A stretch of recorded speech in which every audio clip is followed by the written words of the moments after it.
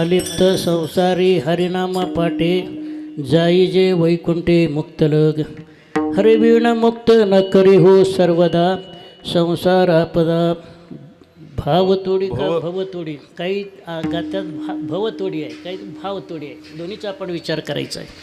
आशेचे निराशी अचेतन मारी चेतवेता हरी आपरूपे मुक्ताई जीवन मुक्तची सर्वदा मुक्ताबाई जीवन मुक्तची सर्वदा अभिनपय भेद भेदियले हरिविण मुक्त न करी सर्वदा संसारापदा भवतोडी पांडुरंगा करो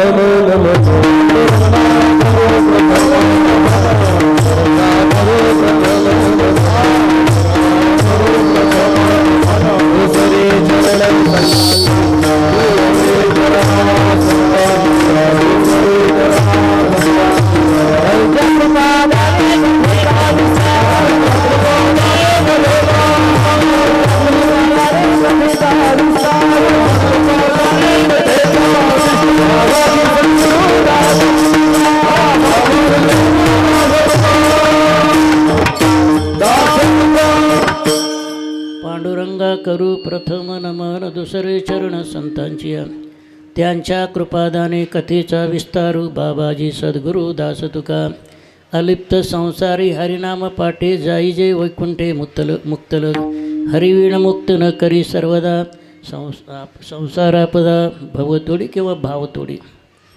आज या ठिकाणी सालाबादप्रमाणे चालू असलेला अखंड हरिनाम सप्ताह कितवा आहे 25वा म्हणजे 2 तप होऊन 3ऱ्या तपाला सुरू झालं. 12 वर्षाचा एक तप असतो. 12 दुनी 24 आणि 25वा पुण्यतिथीचा सोहळा आहे. या ठिकाणी परिसरातल्या सर्व हरिभक्त मंडळी महाराज मंडळीच्या सहकार्याने चालू असलेला आणि ही पाठशाळा कुठली आहे इथलीच आहे का वडगाव म्हणून तिथले वारकरी शिक्षण ज्ञानराज वारकरी शिक्षण संस्था वडगाव हे सर्व विद्यार्थी यांच्या सहकार्यानं आणि गावातल्या त्या ठिकाणी असणाऱ्या श्रोते मंडळी कारण श्रोता नव्हे वक्ता नव्हे उलटा झालं का वक्ता नव्हे श्रोतेवीण कारण वक्त्याला शोभा केव्हा श्रोत्या वाचून वक्त्याला शोभा नाही. या सगळ्याचं सहकार्यानं चालू असलेला अखंड हरिनाम सप्ताह 25वा पुण्यतिथीचा सोहळा आहे. आता धर्मशास्त्रामध्ये असं वर्णन आहे पुण्यतिथी कोणाची करावी श्राद्ध कोणाचं करावं आणि संजीवन समाधी सोहळा कोणाचं वैकुंठगमन सोहळा कोणाचं आणि जयंती कोणाची मोठं धर्मशास्त्र आहे. याच्यामध्ये श्राद्ध कोणाचं करतात जिवंत माणसाचं का मेलेल्या माणसाचं मेलेल्या माणसाचं कसं मेलं म्हणजे करतात आत्महत्या केलेल्या माणसाचं श्राद्ध होत नाही महाराज त्याला कोणी स्पर्श करू नये. एखाद्या माणसाला बोलवावं आणि त्याच्या पायात दोरी बांधावी सीमेच्या पलीकडे नेऊन टाकायचं कोणतंच कार्य त्याचं होत नाही आहे. कोणाचं आत्महत्या केलेल्या माणसाचं श्राद्ध जेवढं आयुष्य असेल तेवढं आयुष्य बघून त्या दिवशी शरीर ठेवला त्या दिवशी काय करतात श्राद्ध वर्ष श्राद्ध त्या ठिकाणी करतात. हे जीवाचं श्राद्ध होत असते. पुण्यतिथी कोणाची पुण्यवंत वावे घेता सज्जनाची नावे सज्जनाची नावे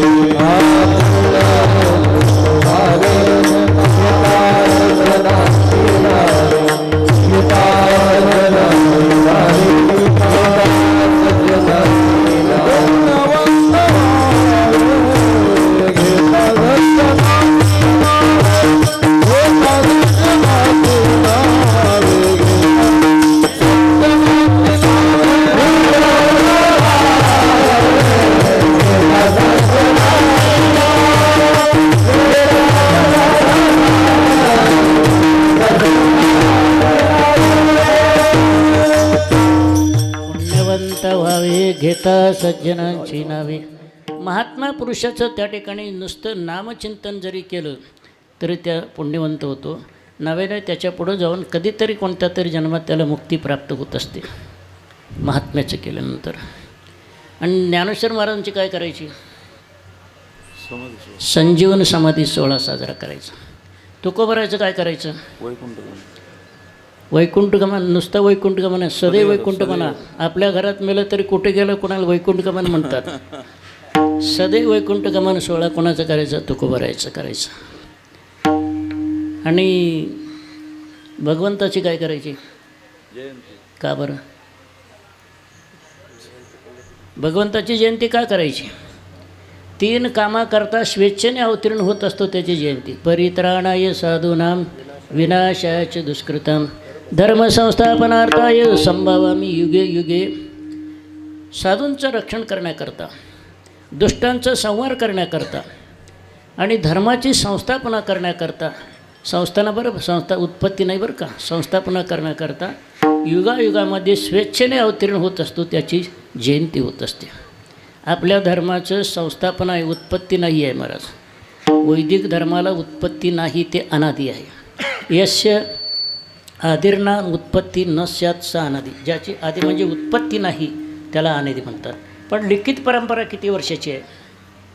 एकदा आपल्या पंढरपूर वरखेडकर शास्त्रींनी 2-4 वर्षाखाली सांगितलं होतं, 1,98,8,53,118 वर्षाची लिखित परंपरा आहे वैदिक धर्माला. किती? इतका अनादी धर्म जगात कुठलंच नाही. वैदिक धर्माची परंपरा जवळ 200 कोटी वर्षापासून आहे, लिखित परंपरा. त्याच्या अगोदर होताच. म्हणून काय आहे? भगवंताची जयंती करायची. आपल्या वैदिक धर्मामध्ये असं आहे, काही असं आपल्याला करता येते, लाखो वर्ष जगता येते योगशास्त्राच्या माध्यमातून. एक गोष्ट घडलेली घटना सांगतो. ते वाराणसीच्या समोर एक रामनगर नावाचा जिल्हा आहे, माहिती असायला पाहिजे. तिथं त्या गंगेच्या काठी एक पोरगा त्या रामनगरमधला गाई राखायला आला गंगेच्या काठी. पाऊस मोठा झाला होता, गंगेची माती वाहून गेली होती. कोणाच तरी 1-2-3 फूट केस बाहेर पडले होते. ते पोराने बघितलं, 10-15 वर्षाचा होता. कोणाचे केस असतील, काय असतील. तो पाहिला आणि संध्याकाळी गावातल्या लोकांना सांगितलं, तिथं माती वाहून गेली, कोणाच तरी केस बाहेर पडले. दुसऱ्या दिवशी 5-50 माणसं आली, उकरून काढली, एका योग्याची समाधी निघाली.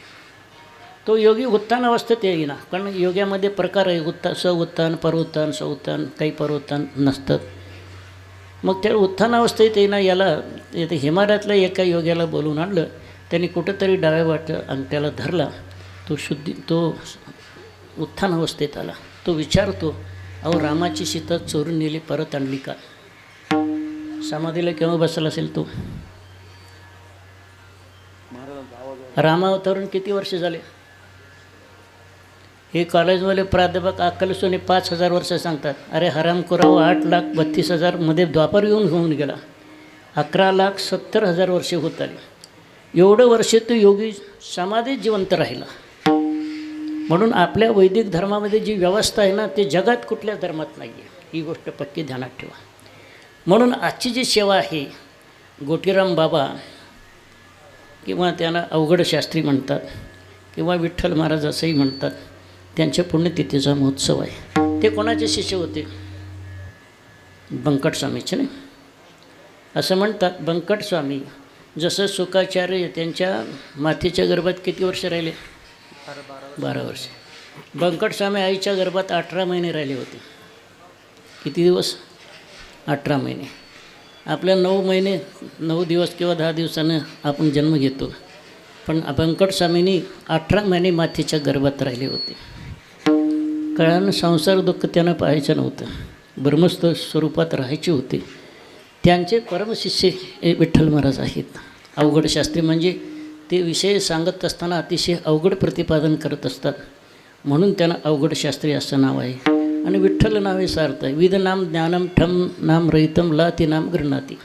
म्हणजे ज्ञानरहित अशा सामान्य पुरुषाचं ग्रहण करून त्याचा उद्धार जसं भगवान करतो तसं त्यांनी उद्धार केला, म्हणून विठ्ठल नाव हे सार्थ आहे. त्यांच्या पुण्यतिथीच्या निमित्तानं ही कीर्तनरूपी सेवा आहे. सेवेकरता घेतला अभंग. महाराजांनी मला अभंग दिला. मला काही जास्त अभंगावर बोलता येत नाही, पण प्रयत्न करतो जसं जमेल तसं मला.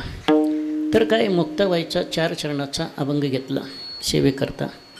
आज निर्जला एकादशी. निर्जला एकादशीचं याला पांडव एकादशी म्हणतात, निर्जला एकादशी म्हणतात, आणि पण दुसरं नाव काय आहे? भीम एकादशी असं नाव आहे. असे अनेक नाव आहेत. ती चरित्र मी सांगत बसत नाही, कारण त्याला वेळच नाही आहे. तर काय आहे या निर्जला एकादशीच्या निमित्तानं ही सेवा माझ्याकडे आलेली आहे. अगोदर अभंगाचा सरळ सरळ भावार्थ सांगतो, कारण अलीकडं कसं झालं आहे, तो कीर्तनकार शेवटपर्यंत अभंगावर येतच नाही, त्याला सांगावं लागतं अभंग म्हणता दिला आहे, ते मोठं अवघड आहे. निदान अभंगाचा सरळ सरळ भावार्थ जरी सांगितला तर समाजावर फार मोठे उपकार होतील. अभंग आहे, अलिप्त संसारी पुढं काय, हरिनाम पाटे जाई जे वैकुंठे मुक्तलग. तर काय आहे, संसारी अलिप्त, संसारापासून अलिप्त राहावं आणि हरिनामाचं चिंतन करावं. त्याच्यानं फल काय मिळते तर वैकुंठाची प्राप्ती होते. सगुण उपासक असेल तर, निर्गुण उपासक असेल तर त्याला मुक्तीची प्राप्ती होत असते.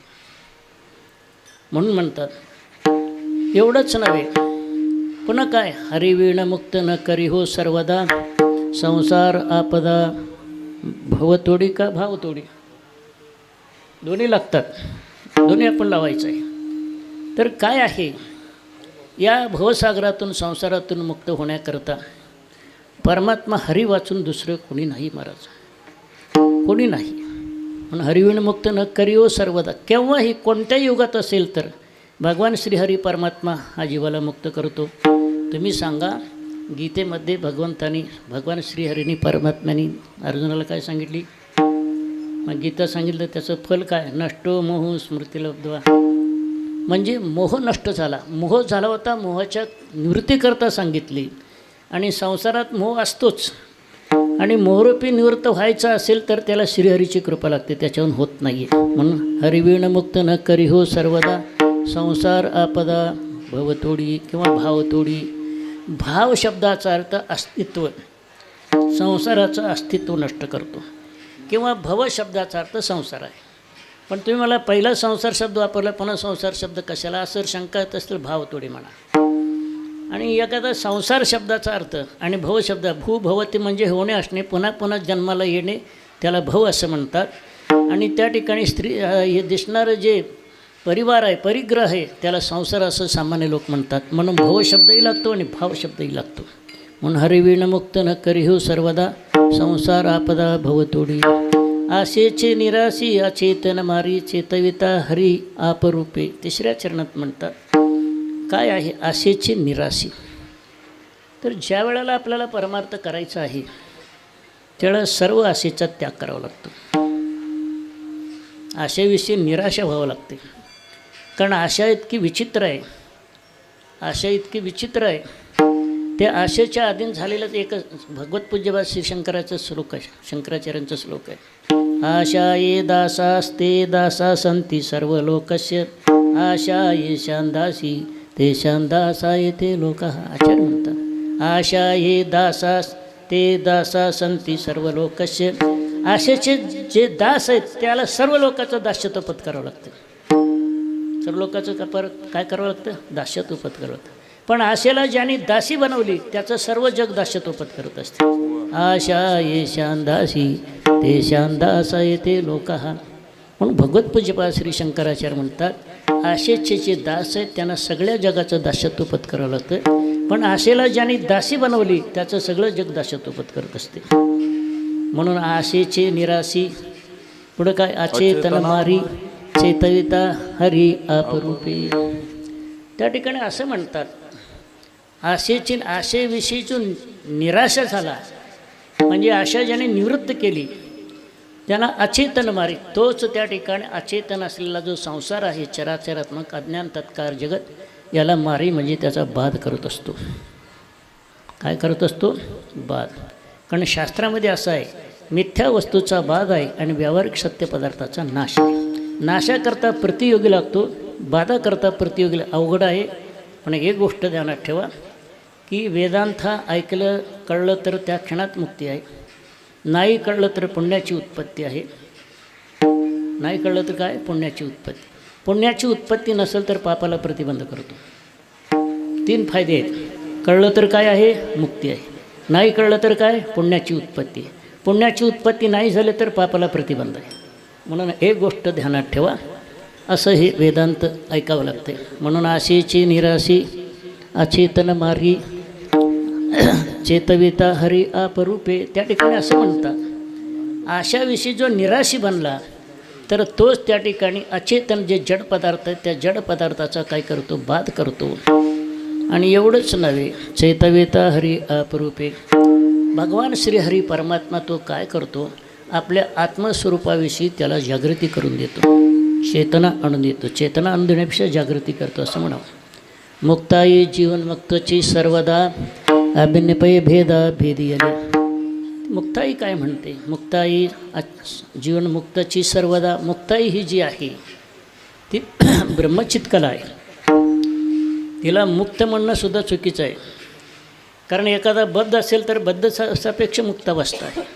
पण मुक्ताई कधी त्याला बंद माहीतच नाही, त्याला काय नाही, बंद माहीतच नाही.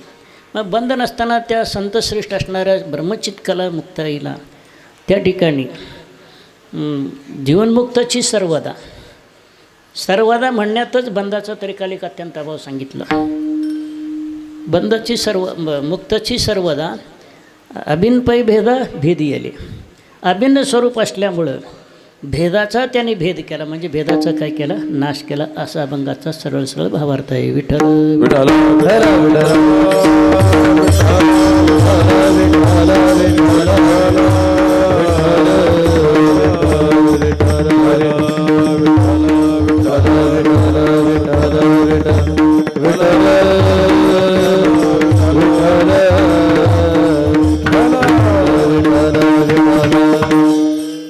अभंगाचा सरळ सरळ भावार्थ आहे.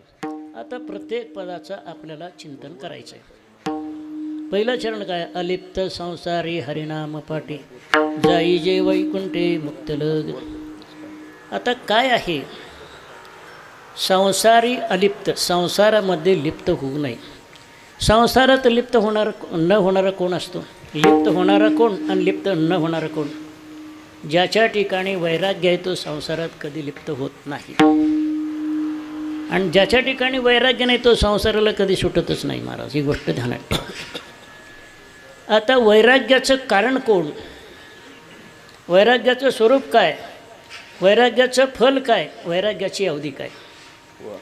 वैराग्याचं कारण सांगत असताना पंडित निश्चलदाने हिंदी विचाराचा दोहा लिहिला. वैराग्याचं कारण कोण, अविनाशी आत्मा अचल जगता ते प्रतिकूल, ऐसो ज्ञान विवेक सो सब साधन को मूल. पंडित निश्चलदासी म्हणतात, आत्मा अविनाशी आहे, अचल आहे. जग नावाचा पदार्थ चल आहे आणि विनाशी आहे. असा जो विवेक आहे तो विवेक, त्याला विवेक म्हणावं, आणि ते विवेक पुढच्या सर्व साधनाला कारण आहे. ऐसा ज्ञान विवेक सो सब साधन को मूल. परमार्थामध्ये जेवढी साधनं आहेत, विवेक असेल, वैराग्य असेल, समाधी षटक असेल, मुमुक्षत्व असेल, की ती जेवढी साधनं असेल त्या सर्व साधनाला मूळ कारण विवेक आहे.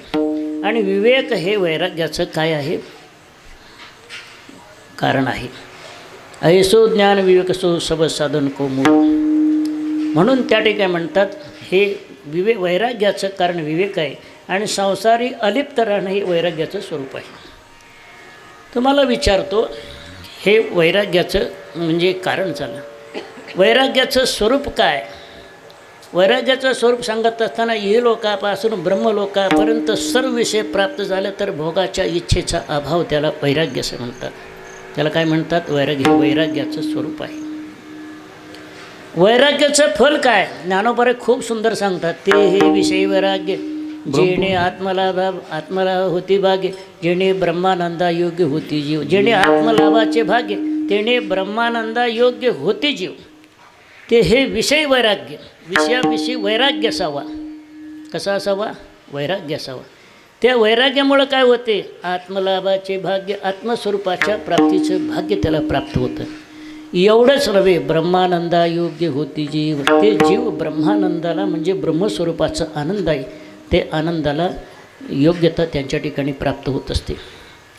माणसाला विषय सुख चारपासून होत असते.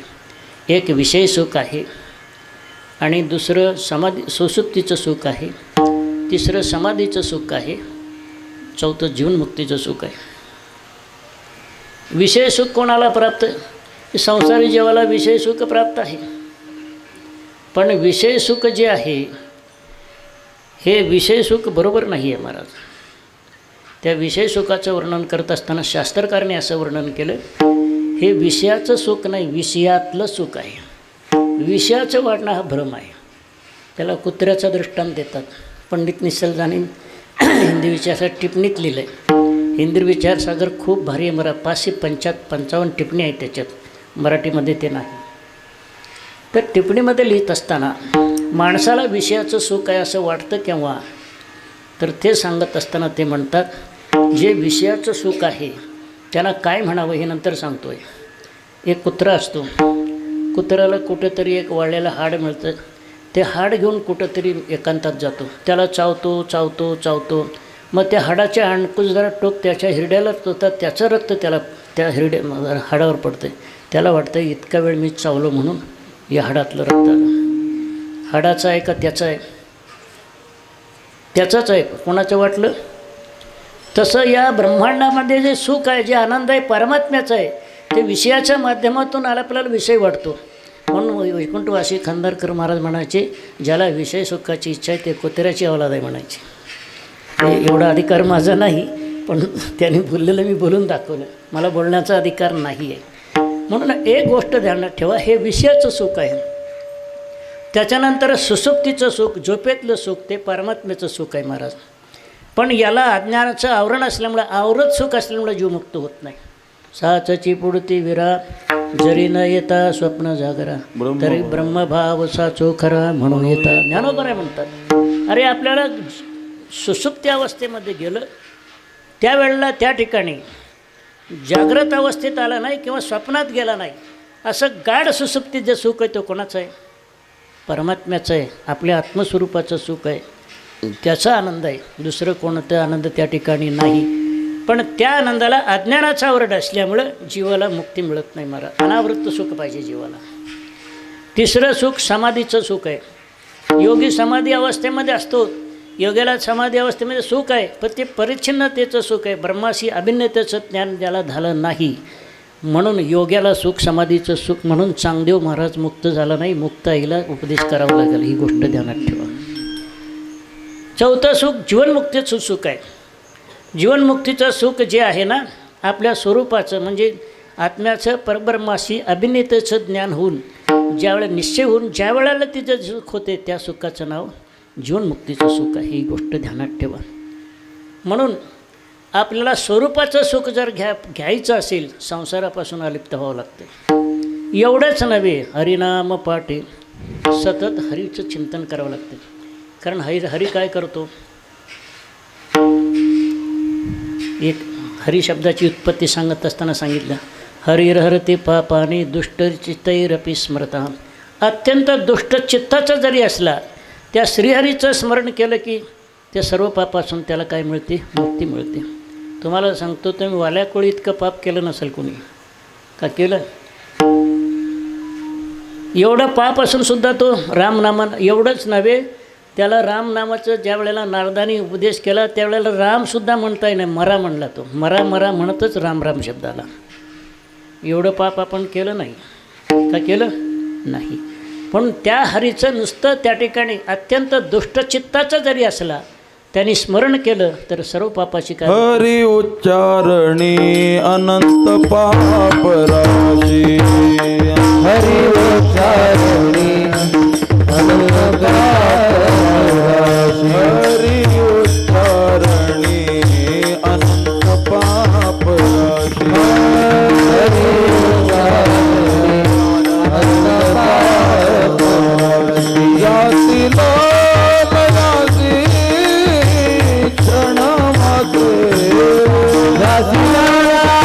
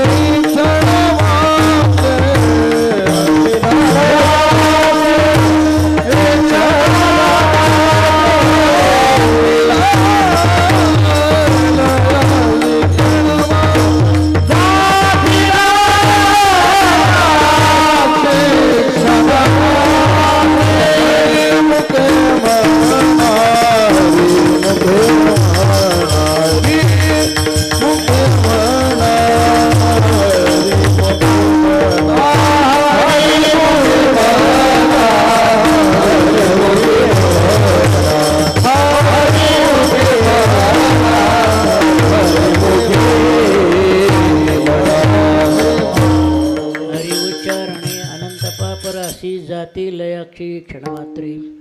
हरीचा उच्चार केल्यानंतर किती जन्माचं पाप असलं तरी ते निघून जाते. महाराज तुम्हाला विचारतो, नामाची शक्ती जास्त आहे का पापाची शक्ती जास्त आहे? तुम्हाला विचारलं तर नामाची शक्ती जास्त आहे का पापाची शक्ती जास्त आहे?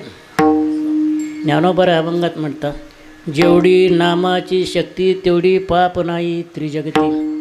नामाची जेवढी शक्ती तेवढं त्रिभुवनात पाप नाही महाराज. म्हणून हरीचं उच्चारण केल्यानंतर एका क्षणामध्ये सर्व पापाची काय होते? निवृत्ती होते. म्हणून हरिनाम पाठी, हरीच्या नामाचं काय करायचं? चिंतन करायचं. हरी शब्दाची व्याख्या, हरती इति हरी, काय हरण करतो? सहेतुकम संसारम हरिती इति हरी.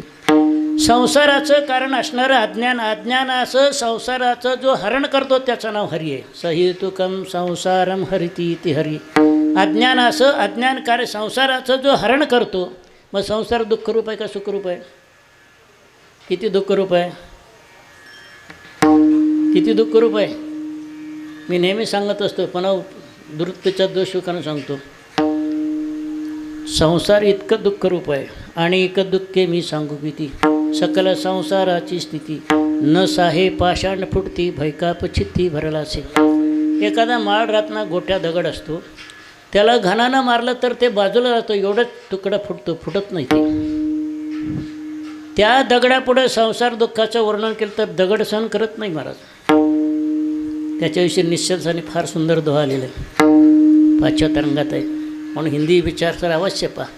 कोटी वज्र संगात जू करिये, सबको सार खिंच के धरिये, तिये के ही सम सोन कटोरा, हे वेदशास्त्र मुनी देत रणोरा. इंद्राच्या हातातलं वज्र ते नुसतं दगडाच्या पर्वतावर टाकलं तर दगडाचं पीठ होत होतं पर्वताचं. असे कोटी वज्र एकत्र करावे आणि सगळ्याचं सार काढावं, आणि ते सुद्धा स्त्रीच्या किंवा पुरुषाच्या हृदयात इतकं कठीण नाही. काही नाही, कठीण नाही. पण ते दगडसुद्धा संसार दुःख सहन करत नाही, आणि तुमचं हृदय सहन करतं. म्हणजे दगडापेक्षा तुमचं हृदय किती कठीण असेल तुम्हीच विचार करा, मी सांगत नाही.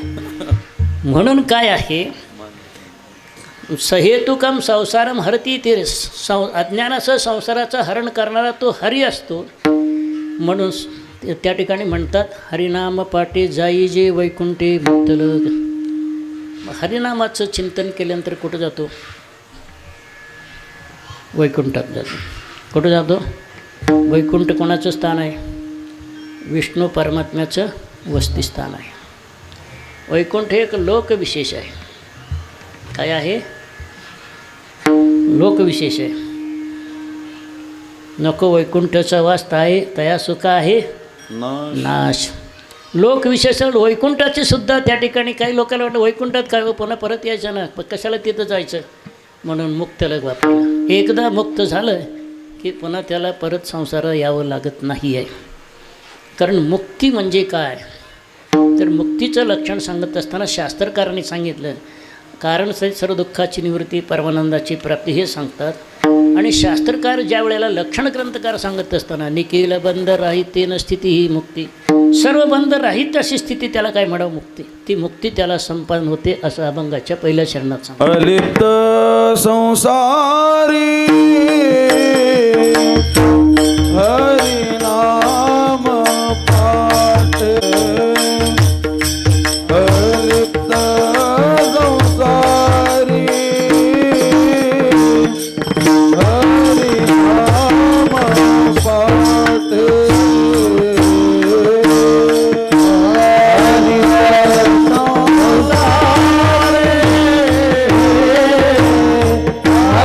हरिनाम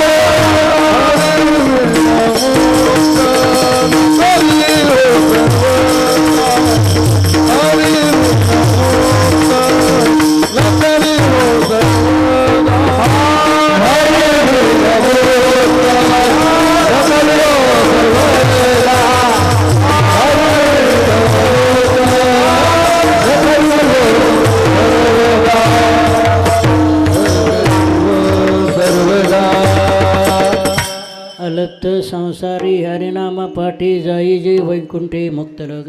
त्या परमात्म्याचं ठिकाणी नामचिंतन केलं तर त्या ठिकाणी वैकुंठाची प्राप्ती होते आणि त्याच परमात्म्याचं तुम्हाला निर्गुण साक्षात्कार झालं जी मुक्तीची प्राप्ती होत असते.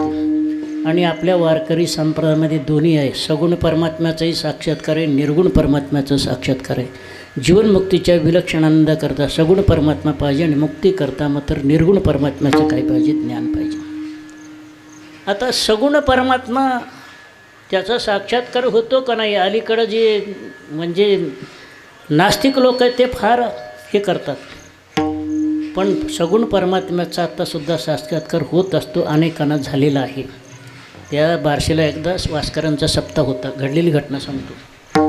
मठ आहे, त्या मठामध्ये त्या ठिकाणी त्या जो मठामध्ये सेवक सप्ताह चालू होता, तो सेवक होता. सेवकाची 2-3 वर्षाची मुलगी होती. ती खेळत खेळत गेली, तिथे विहीर होतं. त्या विहिरीमध्ये असं फळ्या बसवलेलं होतं.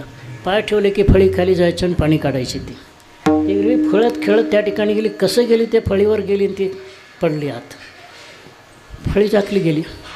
मग आता ते सगळं गाव समजा हुडकलं, विहिरीकडे कशाला जाते म्हणून त्यांनी पाहिलंच नाही, गाव कुठं पत्ताच नाही. मग शेवटी काय झालं, 3ऱ्या दिवशी ते विहिरीत त्या ठिकाणी पाणी आणायला गेले आणि बॅटरी सोडली, तिथं पडली आहे का म्हणून. बॅटरीसुद्धा ती पोरगी खेळत होती आत. मग त्याला दोरी सोडून त्या ठिकाणी कोणीतरी काढलं, बादलीमध्ये काढलं.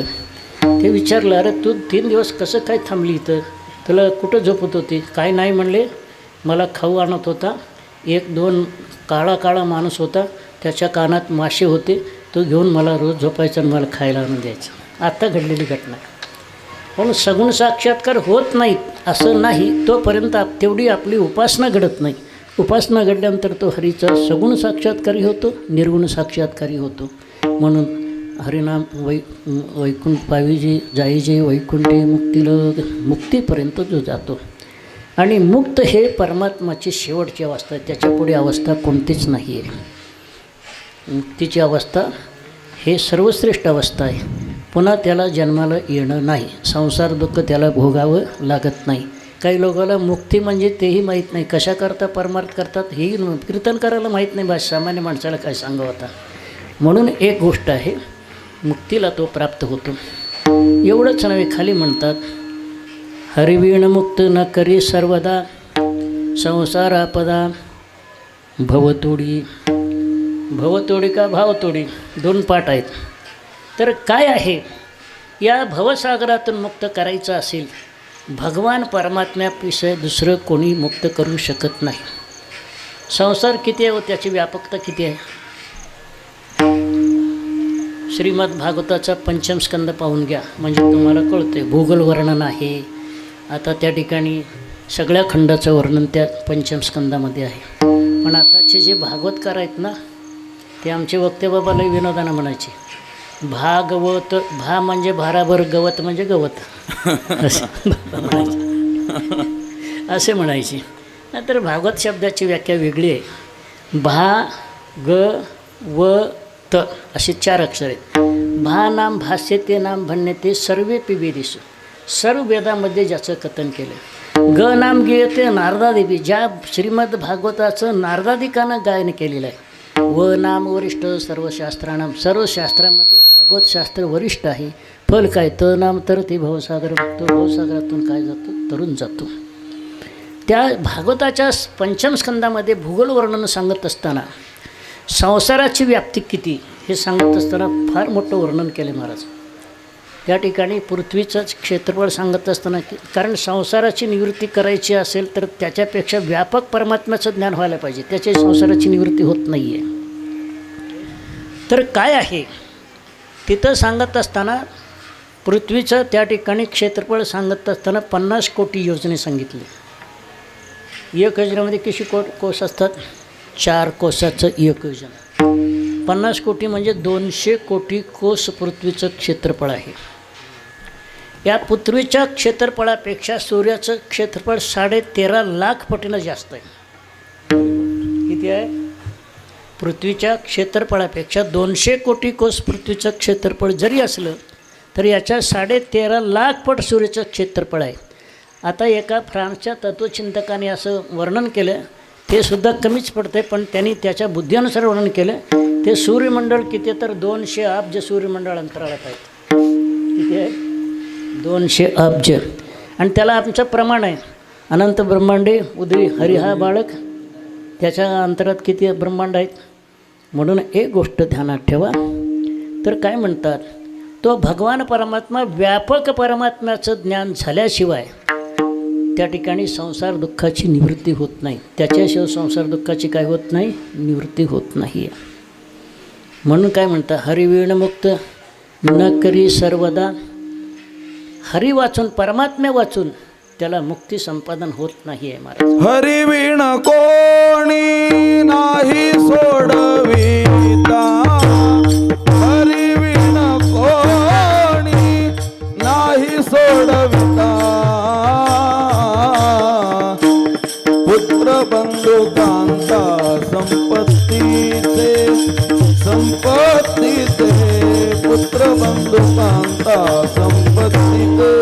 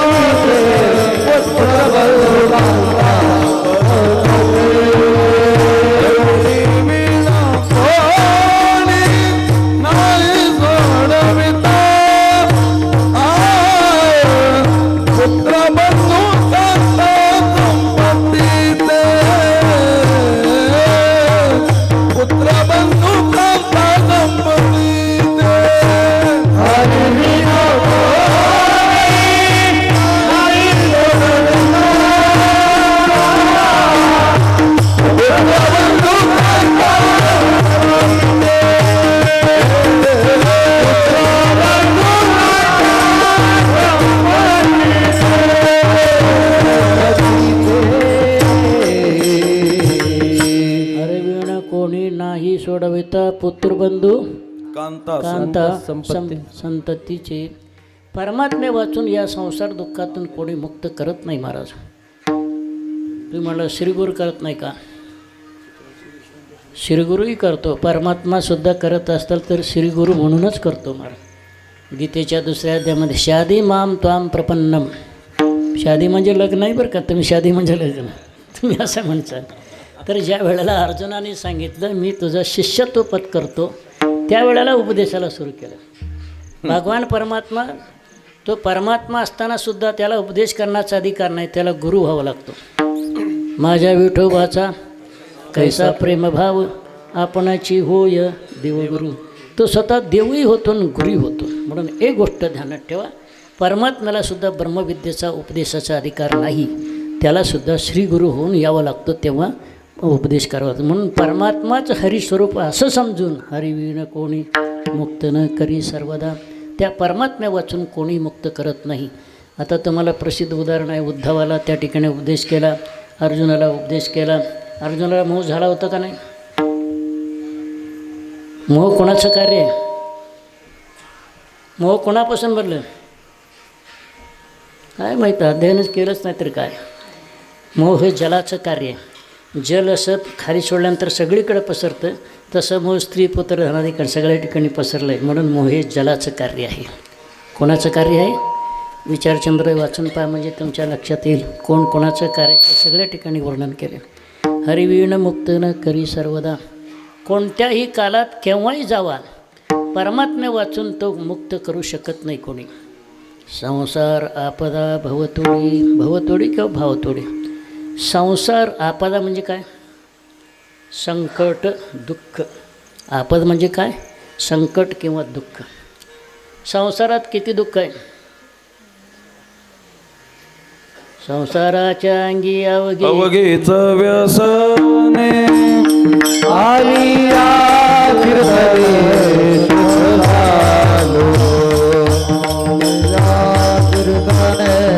शुद्ध झालो आम्ही संसाराच्या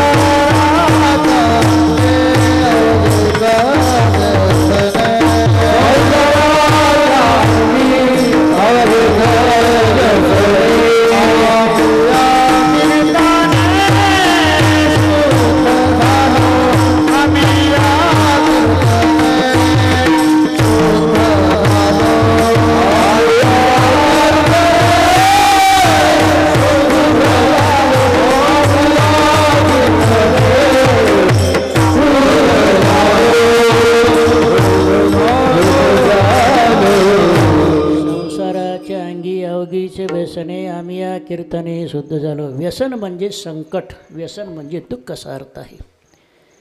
म्हणजे त्या दुःखाची काय, संसार दुःखाची काय होते, निवृत्ती होते. आम्ही या कीर्तने शुद्ध झालो. कीर्तनामध्ये किती साधनं आहेत माहिती आहे का? किती साधनं आहेत कीर्तनामध्ये? 3 आहेत. टाळी वाजवणं शारीरिक तप आहे, मुखानं नाम घेणं वाचिक तप आहे, आणि ऐकणं हे मानसिक तप आहे. 3 तप आहेत कीर्तनामध्ये. टाळी वाजवायला पाहिजे.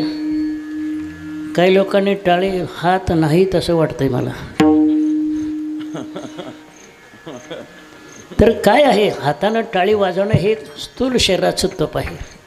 मुखानं नाम घेणं हे काय आहे, सूक्ष्म शरीराचं तप आहे. आणि मनानं त्या ठिकाणी श्रवण करणं हे काय आहे, कशाचं तप आहे ते? मानसिक तप आहे. 3 तप असल्यामुळेच या कीर्तनानं शुद्ध होत असतो. शुद्ध म्हणजे काय? मानसिक टाळी वाजल्यानंतर काय, मलदोषाची निवृत्ती आहे. कर्मानं मलदोषाची निवृत्ती होत असते. मुखानं नाम घेतलं की विक्षेप दोषाची निवृत्ती, आणि कानानं ऐकलं की रावण दोषाची निवृत्ती. म्हणून आम्ही या कीर्तने शुद्ध झालो. आम्ही या कीर्तने काय, संसाराच्या अंगीचे व्यसने अवघीचे व्यसने आम्ही या कीर्तने शुद्ध झालो. जगामध्ये जेवढे दुःख आहे त्या सगळ्या दुःखाचा अंतर्भाव संसारामध्ये आहे. तुम्हाला म्हणतो संसार म्हणजे काय असं तुम्हाला कोणी प्रश्न केला, तुम्ही रात्रंदिवस संसारात राहता का नाही? मग संसार कशाला म्हणतात? कशाला म्हणतात संसार? पुनरपि जननम पुनरपि मरणम पुनरपि जननी जठरे शयनम हे संसारे बहुदुस्तारे कृपया पाहे पाही मुरारे. पुन्हा पुन्हा जन्मणं. आमचे ज्ञानोबरे आचार्यांच्याही पुढे गेले. शंकराचार्य म्हणले, जगद्गुरू शंकराचार्य काय म्हणले की पुन्हा जन्मणं, पुन्हा मरणं, पुन्हा आईच्या गर्भात येणं हे संसार फार दुस्तर आहे. किती वेळा जन्मा यावे नित्य व्हावे पैजित म्हणून जीव झाला, म्हणून जीव झाला. किती वेळा जन्मा यावे नित्य व्हावे म्हणून जीव झाला.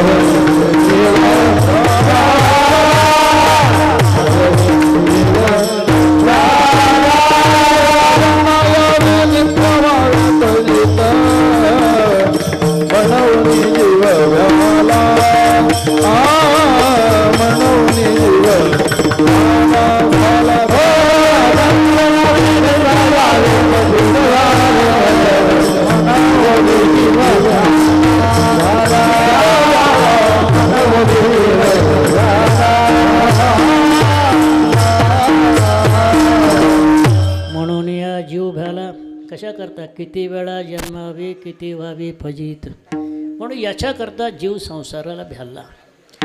गुरुजी रंगनाथ महाराज सांगायचे, जो संसाराला भेटतो त्याला साधक म्हणत जावं म्हणायचे. कारण हे लोक निर्लज्ज आहेत, संसाराला भिलेच नाही. ते रात्रंदिवस त्याच्यातच मरतात. ही गोष्ट ध्यानात ठेवा. जो संसाराला भितो त्याचं नाव साधक आहे. ही गोष्ट ध्यानात ठेवा. काय आहे तर संसार जो आहे त्याच्यापुढं ज्ञानोबरे आचार्यांच्या पुढे गेले. अगा उपजने आणि नेमणे हे साचेचे का जे मांडणे, तया नाम लोक जीवलोक म्हणे संसार. ते म्हणले पुनरपि जन्माला येणं मरणं हे संसार म्हणले. याने सत्य समजणे संसार. त्याच्याही पुढे ज्ञानोबरे बोलतात बरं का. शंकराचार्यांना वाटलं, ज्ञानोबऱ्यांना वाटलं शंकराचार्यांनी सांगून दिले जगद्गुरू शंकर, पुन्हा जन्मणं पुन्हा मरणं. पण जर जन्ममरण जर सत्य समजत नसेल तर संत अवतारी स्वेच्छेने जन्म घेतात, पुन्हा येतात. मग ते संसारी आहेत का? नाही. सत्य समजणं म्हणजे संसार आहे. जन्ममरणाला सत्य समजणं त्याचं नाव काय आहे? संसार आहे.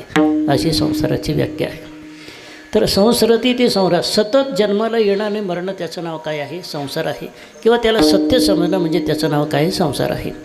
म्हणून एक गोष्ट ध्यानात ठेवा. तर काय आहे की तो चरण चालू होतं आपल्याला. दुसरं काय नाव दुसऱ्या चरणाचं? हरिविणमुक्त. हरिविणमुक्त न करी सर्वदा संसार आपदा भवतोडी. संसाररूपी जे संसाररूपी जे संकट आहे ते भावतोडी म्हणजे अस्तित्व त्याचं तोडून टाकतो. आणि भव म्हणजे त्या ठिकाणी पुन्हा जन्माला येणं, पुन्हा परणं याचं तोड करतो, याची निवृत्ती करतो. असं दोन्हीकडे लागतं. पण 2 पाठ आहेत. काही ठिकाणी भाव आहे, काही ठिकाणी भव आहे. भव शब्दाचा अर्थ भूभवती म्हणजे जे झालेलं आहे त्याला संसार म्हणावं, न झालेलं आहे त्याला परमात्मा म्हणावं. कारण परमात्मा कधी झालाच नाही. म्हणून परमात्म्याचं लक्षण करत असताना अजन्यत्वे सती भावरूपत्वम परमात्मना लक्षणम. अजन्य असावं आणि भावरूप असावं. अजन म्हणलं की वंद्यापुत्र आहे पण भावरूप नाही. भावरूप घट आहे पण अजन्य नाही. परमात्मा भावरूपत्वे सती अजन्यत्वम, भावरूपासून तो कधी उत्पन्न झालाच नाही, हे परमात्म्याचं लक्षण आहे. म्हणून त्या ठिकाणी असं म्हणतात, काय आहे, हरिविणमुक्त न करी सर्वदा संसार आपदा भवतोडी. भव शब्दाचा अर्थ जन्ममरण करा आणि संसार शब्दाचा अर्थ स्त्री धनपुत्रादी. हे सामान्य लोक संसार कशाला म्हणतात, ते जन्ममरणाला संसार म्हणून त्याला माहीतच नाही. सामान्य लोक स्त्री धन पुत्र परिवार याला संसार म्हणतात आणि शहाणे लोक जे आहेत ते जन्ममरणाला संसार म्हणतात. म्हणून भव म्हणजे जन्मरूपी संसार ते तोडून टाकतात. कोण? हरी.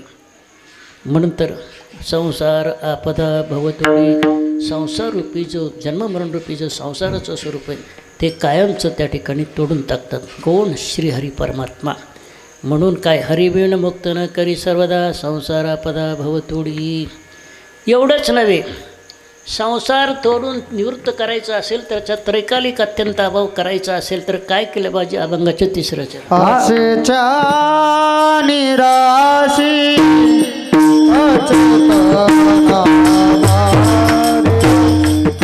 आशेच्या निराशी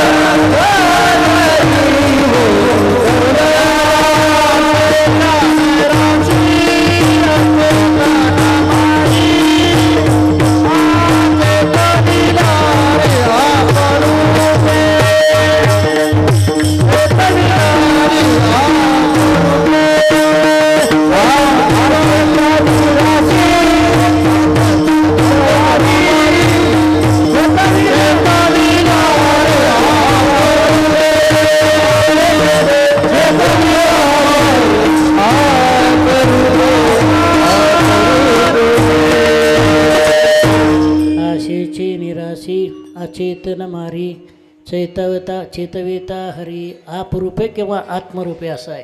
दोन्ही पाठ आहे, दोन्ही पाठ लागतात. कसं आहे? आशेची निराशी अचेतन मारी. ज्या वेळेला आशा आहे, आशा आमची संपूर्ण निवृत्त झाली, त्यावेळेला अचेतन जड पदार्थ आहे, त्या जड पदार्थाचा बाध होतो महाराज. तर बाधाचं लक्षण फार मोठं आहे. तुम्हाला सांगतो आता, कारण कधीतरी ऐकायलाच पाहिजे, ऐकलं तरच मुक्त होते. बाधाचं लक्षण बरंच आहे. तुमच्या भाषेत, सोप्या भाषेतही सांगतो आणि शास्त्रकाराचंही सांगतो आहे. शास्त्रकाराने बाधाचं लक्षण करीत असताना मिथ्यात्व निश्चयाला बाद म्हणावं. दुसरं केलं अपरोक्ष मिथ्यात्व निश्चयाला बाद म्हणावं. तिसरं केलं त्रैकालिक अत्यंत अभावाच्या निश्चयाला बाद म्हणावं. चौथं केलं प्रतिपन्न उपादो अभाव निश्चय बाधा असं बाधाचं लक्षण चित्सुखाचार्याने केलं. बरेच लक्षण आहे. प्रपंचाच्या मिथ्यात्वाविषयी अद्वैत सिद्धी लिहित असताना त्या ठिकाणी मधुसूदन सरस्वती 250 पान लिहिलं. अद्वैत सिद्धी पाहत पंचमिथ्यात्व सांगत असताना मिथ्यात्वाचा निश्चय म्हणजे त्याला बाद म्हणत जावं. आता तुम्हाला प्रपंच कसं वाटतो? तुम्हाला कसं वाटतो? आता सत्य वाटतो, बरोबर आहे. स्वप्न कसं वाटतं तुम्हाला? मिथ्या वाटतं. स्वप्नात स्वप्न कसं वाटतं तुम्हाला? सत्य वाटतं. दिसतची स्वप्न लटके परी हे जागरी होई ठाऊके. ज्या वेळेला दिसतो त्यावेळेला स्वप्न मिथ्याच आहे, पण जागा झाल्यावर कळतंय. आता तुम्ही जागे आहेत का झोपलेले आहेत? झोपलेत बरे. का बरं? तुम्हाला संसार कसा वाटतो? आता सत्य वाटतो. ही निद्रा कोणती आहे? 4 निद्रा आहेत. तुम्ही एकच निद्रा माहीत आहे तुम्हाला. एक आहे नित्य निद्रा, एक आहे चिर निद्रा, एक आहे स्वरूप आपलं अविद्येची निद्रा, आणि चौथा आहे स्वरूप निद्रा. आपण इथं घेऊन घरी गेल्यानंतर जेवल्यानंतर झोपतो. कोणती निद्रा आहे? नित्य निद्रा. नित्य झोपतच असतो. आणि एखादा माणूस मेल्यामध्ये चिर निद्रेत विलीन झाला म्हणतो. ती कोणती निद्रा आहे? चिर निद्रा. तिसरी निद्रा आहे तरी अविद्येच्या निद्रा विश्वस्वप्नाता धांदा भूत होता प्रबुद्ध अनादि जो. ज्ञानोबराने वर्णन केलं की अविद्येची एक निद्रा आहे. आपण सगळे कोणत्या निद्रेत आहेत? ती किती कालचा आहे? अनादि जो तरी अविद्येच्या निद्रा विश्वस्वप्नाचा धांदा. स्वप्नाशी कारण निद्रा आहे का नाही? मग तुम्हाला स्वप्न कधी पडतो? झोपल्यावर. मग आता हे जगत तुम्हाला दिसतं, हे स्वप्न आहे. तुम्हाला कोणती निद्रा आहे? अविद्येची निद्रा. अविद्येची निद्रा गेले की स्वप्न हे जग राहतच नाही. जसं जागा झाल्यानंतर तुम्हाला विचारतो, अगोदर जागा होतो का अगोदर स्वप्नाची निवृत्ती होते? कोणता अगोदर आहे? कोणता अगोदर आहे? तुम्ही रोजच झोपता आणि रोजच उठता. स्वप्नातून जागाही होता, स्वप्नातही जाता. अगोदर जागा होणं अगोदर आहे का स्वप्नाचं जाणं अगोदर आहे? त्याला आमच्या गावातला एक कीर्तनकार मांगाचा होता. तो दृष्टांत द्यायचा. एक शेठजी होते, श्रीमंत होता खूप. पण काय ते शिकण्यात त्याचं खूप दिवस गेलं. मग 30-32 वर्षाचं होय. पूर्वीचं काल, आताच नाही. त्याला कोणी पोरगी देईना. सगळीकडे बघून येईल पोरगी, वय जास्त आहे देणार नाही. आणि त्याला काय झालं, डोक्यावर परिणाम झाला कोणी मुलगी न दिल्यामुळे. प्रत्येक वेळेला अरे रमेश जेव, बायको. अरे शेतात जा, बायको. अरे जेवतो का, बायको. सतत तेच उच्चारायचं. मग आता त्याला कोण पोरगी देईल? तो म्हणायचा पागलपणा गेल्याशिवाय पोरगी देत नाही, आणि पोरगी दिल्याशिवाय पागलपणा जात नाही. कोणता अगोदर आहे? एडसरपणा गेल्याशिवाय कोणी पोरगी देत नाही, आणि पोरगी दिल्याशिवाय येडसरपणा. मग कोणता अगोदर आहे? एक गोष्ट ध्यानात ठेवा की जागृत अवस्था आल्याशिवाय स्वप्न जात नाही, आणि स्वप्न गेल्याशिवाय जागृत अवस्था येत नाही. हे दोन्ही युगोपत आहे. त्याला शास्त्रामध्ये युगोपत उत्पत्ती म्हणतात. आणि युगोत्पत उत्पत्ती मत जो असतो तो पदार्थ मिथ्या असतो. अविद्या कार्यत्वे सती अविद्यावृत्ती विषयत्वे सती युगोपत उत्पत्ती मात्र मिथ्यात्वस्य लक्षणम असं शास्त्रकार सांगतात. खूप मोठं चिंतन आहे त्याच्यात. अविद्या कार्यत्वे सती, अविद्या कार्य असावं. अविद्यावृत्ती विषयत्वे सती, अविद्येने त्याला विषय केला असावं. प्रतिती मात्र सत्ता कर्तव्य, प्रतिती मात्र सत्ता असावी. तुम्हाला विचारतो, तुम्हाला मृगजळ दिसतो, दिसण्यापुरतं आहे का असण्यापुरतं आहे? असण्यापुरतं आहे. उन्हाळ्याच्या दिवसात खूप लांब तळ्यासारखं दिसतो. तिथं पाणी आहे का? असून दिसतो का नसून दिसतो? नसलेली वस्तू दिसत असते का? म्हणजे तिथं पारमार्थिक सत्यानं अत्यंत अभाव आहे, आणि प्रातिभाषिक सत्यानं भाव आहे. जिथं प्रातिभ सत्तेनं पदार्थ असतो तिथं पारमार्थिक सत्तेनं त्याचा त्रैकालिक अत्यंताभाव असतो. म्हणून मिथ्यात्व लक्षणाला मिथ्या म्हणजे मिथ्यात्व निश्चयाला बाद म्हणावं किंवा अपरोक्ष ते परोक्ष झालं तर म्हणून अपरोक्ष मिथ्यात्व निश्चयाला बाद म्हणावं किंवा त्रैकालिक दिसतो त्यावेळेला आहे का नाही. दोरीचं ज्ञान झालं आहे का नाही. दिसत नाही त्यावेळेला आहे का नाही. तिन्ही कालात नाही. तसं जग नावाचा पदार्थ तिन्ही कालात नाही. तुम्हाला दिसतो कसा तुम्ही झोपले आहेत अविद्येचे निद्रेमुळे ते दिसतो. म्हणून अविद्येची निद्रा विश्वस्वप्नाचा धंदा भोगीत होता प्रभू हे अविद्येची निद्रा आहे. चौथा एक निद्रा आहे स्वरूप निद्रा. जीवनमुक्त महात्मा ज्या वेळेला ब्रह्मस्थितीला प्राप्त होतो त्यावेळेला तो पुन्हा जागा होतच नाही त्या स्थितीतच राहतो. म्हणून त्याला स्वरूप निद्रा असं म्हणतात. कोणती निद्रा आहे स्वरूप निद्रा. तिसरं चरण कोणतं आहे आशेचे निराशे अचेतन मारी. पुढं काय चेतविता हरी आपरूपे. आपरूपे आत्मरूपे. चेतविता म्हणजे जागा करणारा हरी. तो कसा करतो आत्मरूपानं आपल्या स्वरूपानं तो जागा करतो. प्रत्येकाच्या स्वरूपात आपण झोपलेलो आहोत त्याच्यातून तो काय करतो जागा करतो. कोण परमात्मा श्रीहरी जागा करतो. ही गोष्ट ध्यानात ठेवा. आपल्याला आता आम्ही जागावं असं वाटतंय पण तुम्ही जागे नाहीत. तुम्ही काय केले झोपलेले आहेत. आता जागे आहेत का तुम्ही आता जागे आहेत का बोल बोलणे बोले बोले जागे बाहेर आत निजले जागे बाहेर आत निजले. वैसे घरात घर कुल केले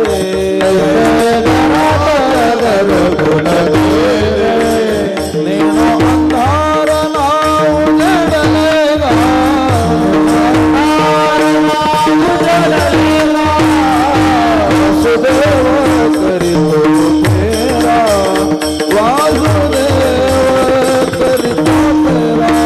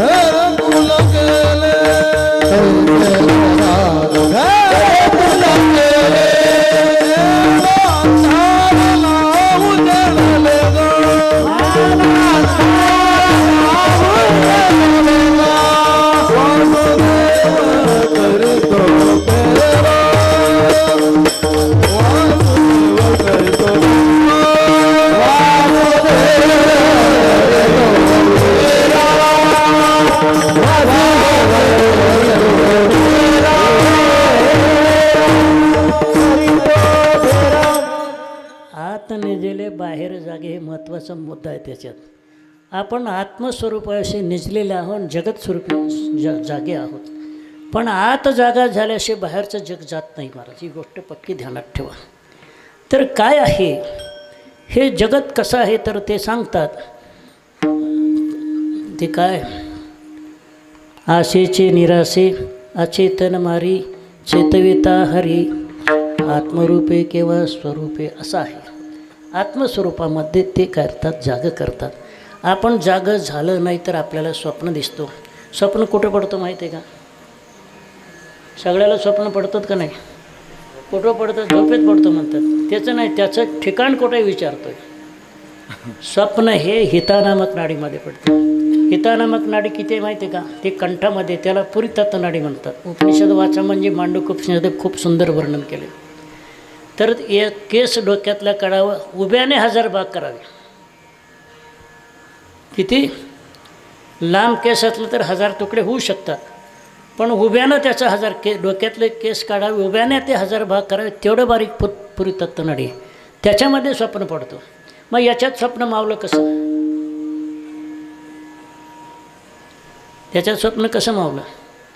उदाहरण सांगतो तुम्हाला. आपण टी व्ही पाहतो. 14 बाय 20चं टी व्ही असते. 1000 किलोमीटर गाडी पळवलेली दिसते. 1000 किलोमीटर त्याच्यात आहे का? मग कसं का 1000 किलोमीटर दिसलं त्याच्यात? त्यांनी प्रतिबंध केलं का? अरे बाबा, मिथ्या वस्तू जागा अडवित नाही, सत्य वस्तू जागा अडवितो. ही गोष्ट पक्की ध्यानात ठेवा.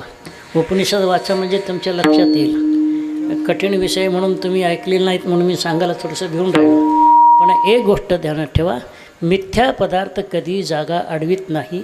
व्यावहारिक सत्य पदार्थ मात्र जागा अडवितो. म्हणून स्वप्न पदार्थ सत्य का मिथ्या? स्वप्न पदार्थ खरं का खोटं? मग मिथ्या ते जागा कशा अडवतील? म्हणून तुमच्या कंठस्थानात सगळं ब्रह्मांडाची प्रतीती येते तरी पण ते जागा अडवित नाही, कारण ते मिथ्या आहे. म्हणून मिथ्या पदार्थाची ज्ञानानं काय होत असते? निवृत्ती होत असते. म्हणून ज्ञान निवृत्तत्व मिथ्यात्व अद्वैतसिद्धीमध्ये शेवटचं लक्षण केलं. ज्ञान निवृत्तत्व मिथ्यात्व. ज्ञानानं ज्याची निवृत्ती होते त्याला मिथ्या म्हणतात. ज्ञानोबाराने एवढं मोठं अद्वैतसिद्धी महाराज, जगातला 1 नंबर ग्रंथ आहे अद्वैतसिद्धी. एवढंच नव्हे, त्या मधुसूदन सरस्वतीने अद्वैतसिद्धी लिहिली. मधुसूदन सरस्वतीचं वर्णन करत असताना एक म्हणतात, मधुसूदन सरस्वत्याः पारं वेत्ति सरस्वती, सरस्वत्याः पारं वेत्ति मधुसूदन सरस्वती. मधुसूदन सरस्वतीच्या ठिकाणी किती विद्या होती हे सरस्वतीच जाणते, विद्येची देवता आहे ती.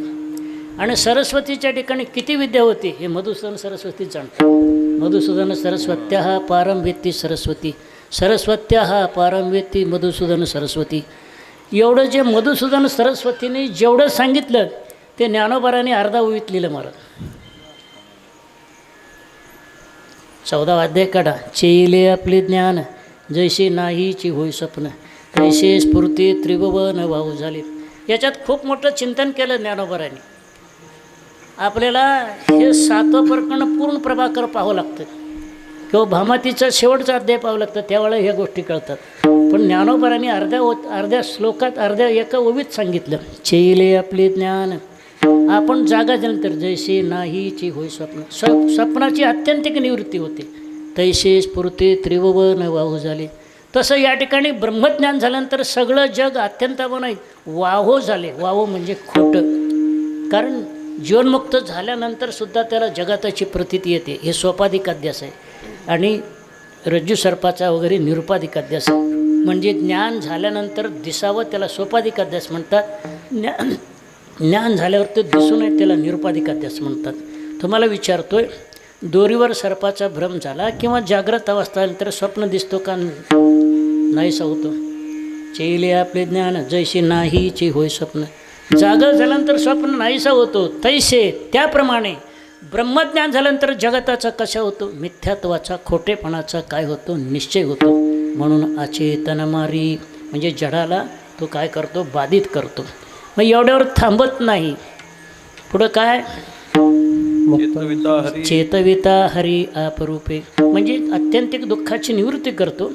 आणि त्या ठिकाणी आत्मस्वरूपाला तुम्हाला काय करतो? तिथं चेतविता म्हणजे जागा करतो आत्मस्वरूपाच्या ठिकाणी. तुम्हाला कोण? भगवान श्रीहरी.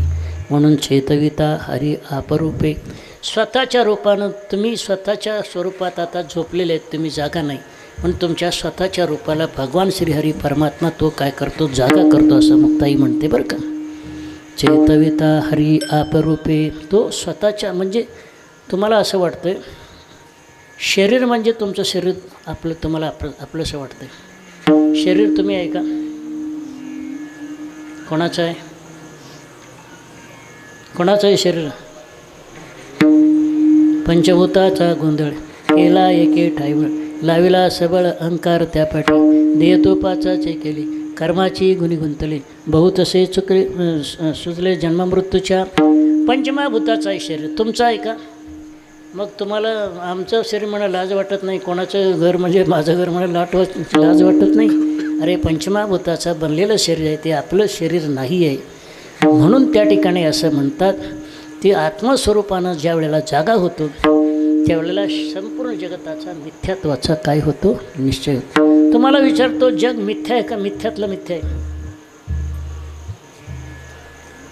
जग नुसतं मिथ्या आहे का? मिथ्यातलं मिथ्या आहे. नुसतं मिथ्या नाही. जे जे देखणे सकळ जे जे देखणे ते ते देखणे मृगजळ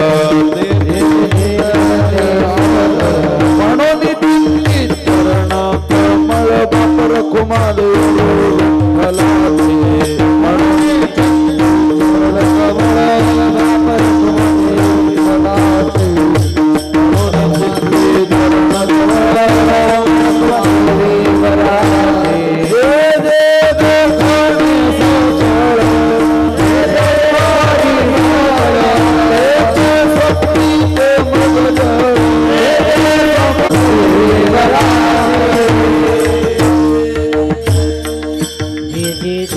सकळ ते ते स्वप्नीची मृगजळ म्हणून तू चिंती चरणकमळ बाप रुक्मा देवराचे. समजा तुम्ही स्वप्न पडलं, स्वप्नात मृगजळ पाहिलं, ते खोट्यातलं खोटं आहे का नुसतं खोटं आहे? स्वप्नात तुम्हाला काय झालं? मृगजळ दिसलं, ते खोट्यातलं खोटं आहे का नुसतं खोटं आहे? जे जे देखणे सकळ ते ते स्वप्नीचे मृगजळ. स्वप्नामध्ये मृगजळ, स्वप्न खोटं आहे, त्याच्यात दिसणारं मृगजळ खोट्यातलं खोटं आहे. म्हणून तू चिंती चरण कमळ बाप रुक्मा देवराचे. म्हणून तू काय कर, त्या भगवान श्री विठ्ठल परमात्म्याचे चरणाचं काय कर, चिंतन कर असं म्हणतात. म्हणून काय आहे? चेतविता हरी आत्मरूपे. तो आत्मस्वरूपानं तुम्हाला जागा केलं, सगळं जगाचा मिथ्यात्वाचा काय होतो, निश्चय होतो. असं तिसरं चरण आहे. त्याचं पुढे म्हणतात मुक्ताई कोण होती? मुक्ताई जीवन मुक्तची सर्वदा. मुक्ताई जीवन मुक्तची सर्वदा. मुक्तची सर्वदा. मुक्ताई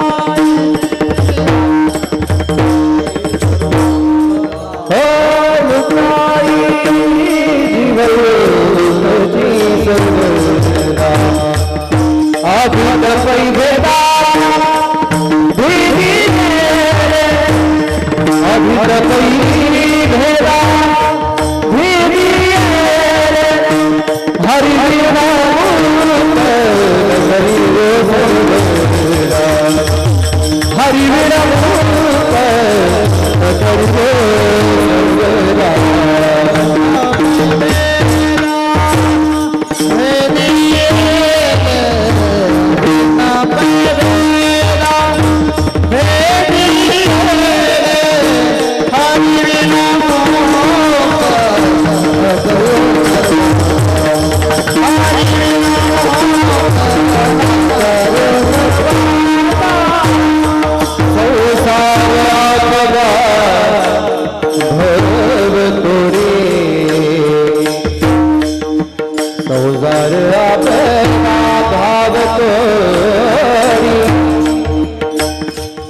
संसार आपदा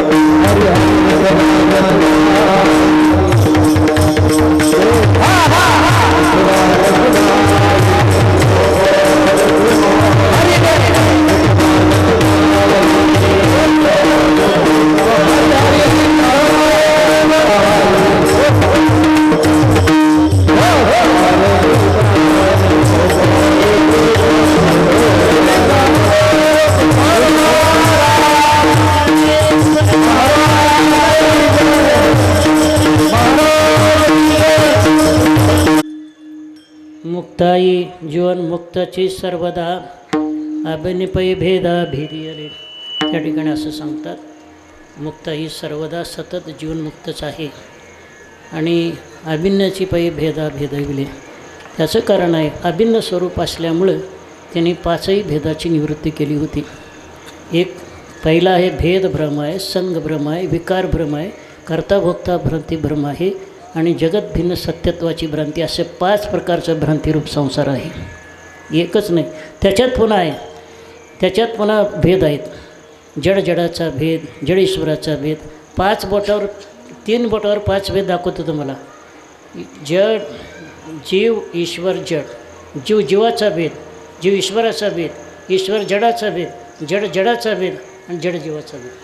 असे 5 प्रकारचं भ्रांतिरूप संसार आहे.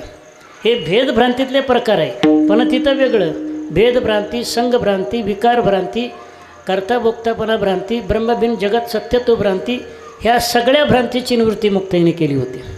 त्याच्यात भेदभ्रांती हा दुःखाला कारण आहे. भेदात वै भयं भवती श्रुती सांगते. भेदात निश्चित भय आहे.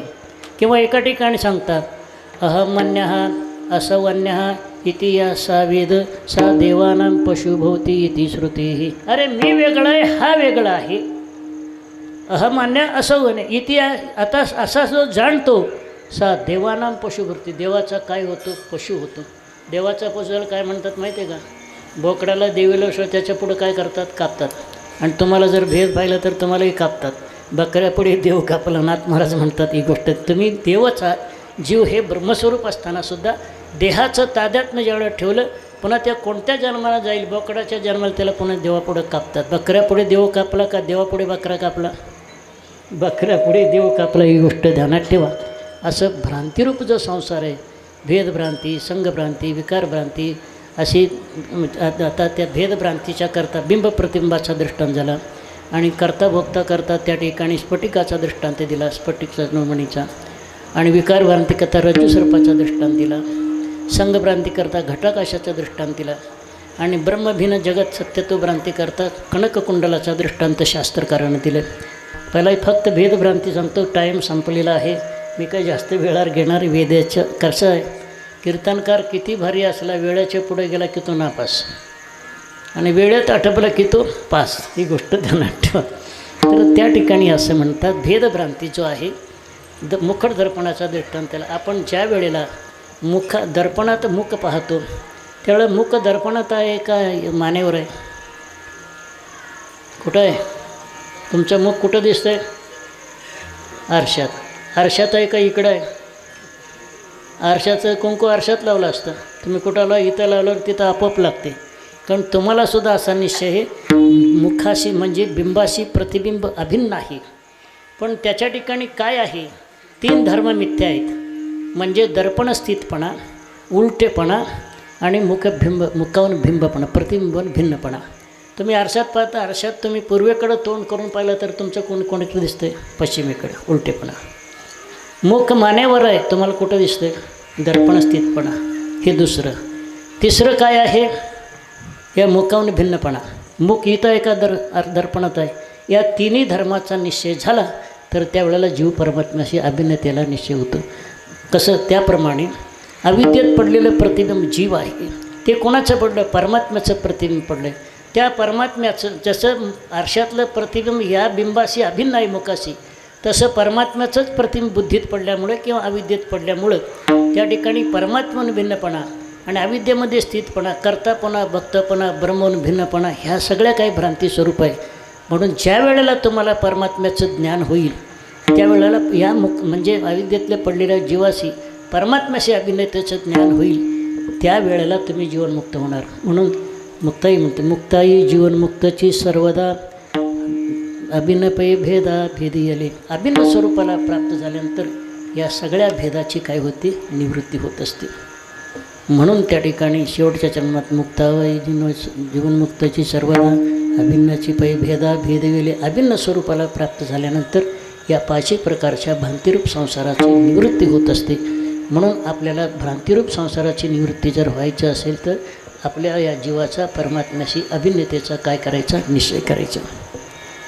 जीव परमात्म्याचा भेदाचा निश्चय संसारी जीव ब्रह्माचा अभेद आहे कळलं अदक कळलं निश्चय झाला नाही साधक जीव ब्रह्माचा अभेदाचा निश्चय झाला जीवनमुक्त आणि तो निश्चयाकार वृत्ती निघून गेली त्यावेळेला विधेयमुक्त असं म्हणावं म्हणून ज्ञानी मोक्ष घडे परी ते ज्ञान निमाले असं तुकोबरं वर्णन करतात. म्हणून एक गोष्ट ध्यानात ठेवा शेवटच्या चरणात असं त्याचं चिंतन आहे. आजची सेवा गोटीराम बाबा परमपूज्य गोटीराम बाबा त्यांच्या पुण्यतिथीच्या निमित्तानं ही सेवा होती आणि थोर महात्म्याचे ते साधू होते बंकट स्वामी. त्यांनी जर बंकट स्वामी जरा काकडा म्हणून की 2,000 माणसं राहायची एवढं काकड्याचं त्यांचं प्रसिद्ध होतं आणि ते 18 महिने राहिले. मी असं म्हणेन ज्या वेळेला सुखाचार्य द्वापारयुगात 12 वर्षे राहिले कलियुगात त्या ठिकाणी आईच्या गर्भात राहणारे 18 महिने फक्त बंकट स्वामीचे दुसरं कोणीच नाही. त्यांचं शिष्यत्व त्या ठिकाणी म्हणजे काय आहे बंकट स्वामींनी काय केलं होतं ज्ञानोबरे वर्णन करता हृदया हृदय एक झाले हे हृदयाचे ते हृदय घातले द्वैतना मोडिता केले आपण ऐशी अर्जुना. त्या ठिकाणी कसं आहे सत्य श्रीगुरू असतात श्रोत्री ब्रह्मनिष्ठ जे असतात आपल्या हृदयातलं शिष्याच्या हृदयात घालतात. हे हृदयाचे ते हृदय घातले काय हृदया हृदय एक झाले ते दोन्ही हृदय एक झालेले असतात. या हृदयातलं जे अभिन्नतेचा निश्चय परमात्म्याशी त्या शिष्याच्या हृदयात ते घालतात. द्वैत न मोडिता केले आपण पण दोघाला दिसायला 2 दिसतात पण अभेद कसा आहे निश्चय कसा आहे अभेद मी नेहमी सांगत असतो. पती पत्नीचा भेद आहे का अभेद आहे? कोणाच्या नाव लावते पतीचे काय म्हणून लावते पण आम्ही लावतच नाही. त्यांना विचारा मला माझी सत्ता नाही माझ्या पतीची सत्ता आहे पतीचं सत्तेचं सूचक म्हणून कुंकू लावते. आता तिला कुंकू दिसावं का पती दिसावा कोणाला माहीत आहे? कुंकू दिसू नये पती दिसावा. तसं जग कोणाच्या सत्तेवर परमात्म्याच्या सत्तेवर आहे. त्याची सत्ता की जे मापात नाथ महाराज म्हणतात तुम्हाला जग दिसावं का परमात्मा दिसावं? आणि खरं सांगा काय दिसते तुम्ही आम्ही सारखे चला जाऊ द्वारके वक्तव्य म्हणतो. म्हणून एक गोष्ट ध्यानात ठेवा त्या महापुरुषाच्या पुण्यतिथीच्या निमित्तानं या सगळ्या गावाला वेदांतशास्त्राचा लाभ झाला. श्रवणकाराच्या मोठमोठ्या महात्म्याचा श्रवणाचा योग आला.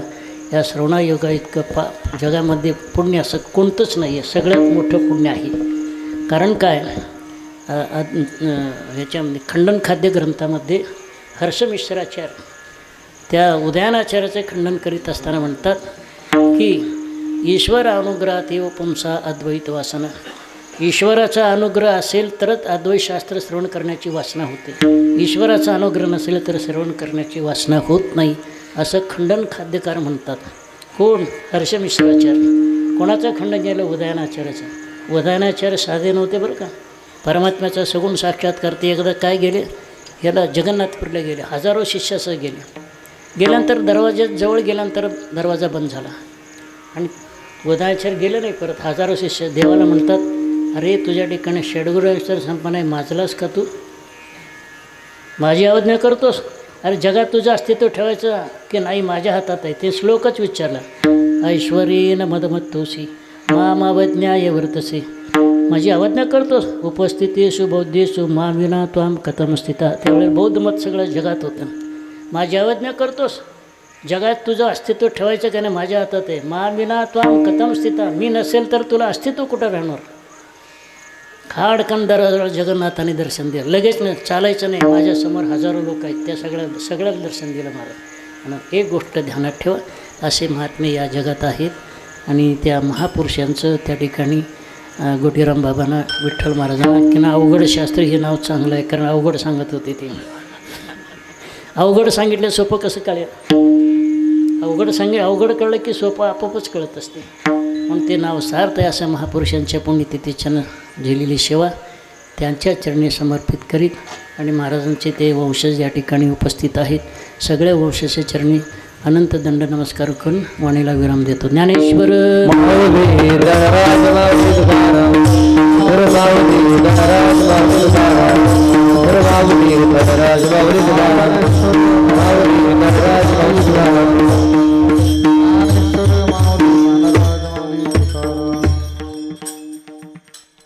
विठ्ठल जय जय विठ्ठल जय